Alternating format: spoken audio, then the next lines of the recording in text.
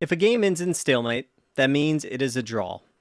There are no winners, and it happens when one side has no legal moves, but they are not in check. It's white's move here, and they play queen to b6. Now, from black's standpoint, they cannot move either of the black pawns here on the f and the h file, and the king has no legal moves. Can't come to b8, b7, or a7. These are all being attacked by the queen. And so this game is a draw. Much better would have been if the queen came to d8, because now the king is under attack, so it's check, and the king has no legal moves, it's checkmate. But if white plays queen to b6, because black has no legal moves, and black is not in check, this is stalemate, and the game ends in a draw. Sometimes you can use stalemate to draw a game that you otherwise would have lost. Take a look at this example and you can clearly see that white is behind. Black is threatening the move. Queen takes on h4 checkmate.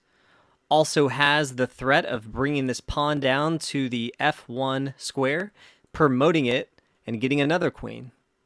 This should be an easy win for black, but white can actually force a stalemate.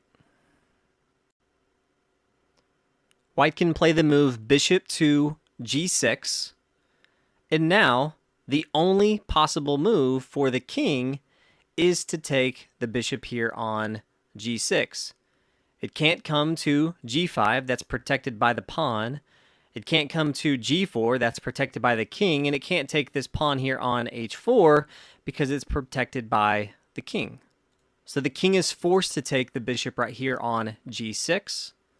And now white can play the move pawn to h5.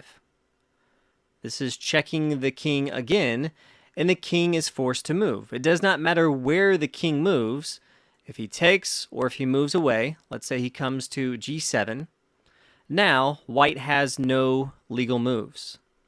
The queen is blocking all of these squares, and the pawn here on f3 is blocking this square here on g2. So white, although was in a losing position, forced his opponent to put him in stalemate and ends the game with a draw.